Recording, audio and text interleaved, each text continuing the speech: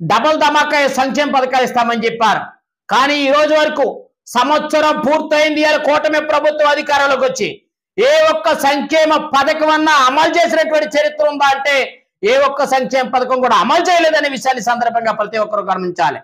అంతేకాదు నిన్న 31వ తారీఖున పెన్షన్ల పంపిణీని వారు ఇంటింటికి వెళ్ళి ఇస్తున్నామని చెప్పి డబ్బా కొట్టుకునే పరిస్థితి ఇలా ఏర్పడిందనే విషయాన్ని సందర్భంగా తెలియపరుస్తా ఉన్నాను.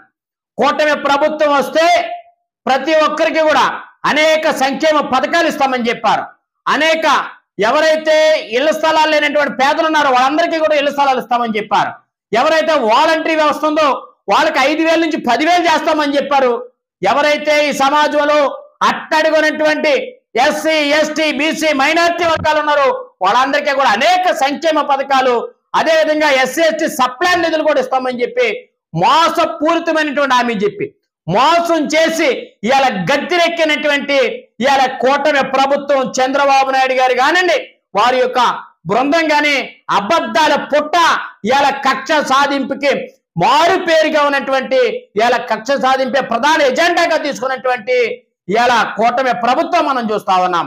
ఎన్నిటిని కూడా తిప్పి కొట్టడం కోసం, ఎన్నిటికి నిరసనగా రేపొద్దున వెన్నుపోటు ధనంగా ఈ సంవత్సరం పూర్తయింది.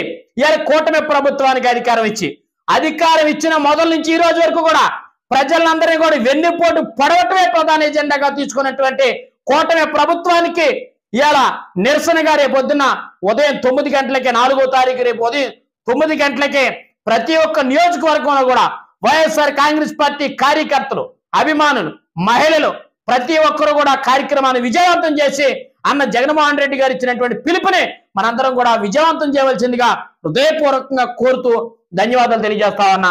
జై జగన్, జై వైఎస్ఆర్, జై వైఎస్ఆర్.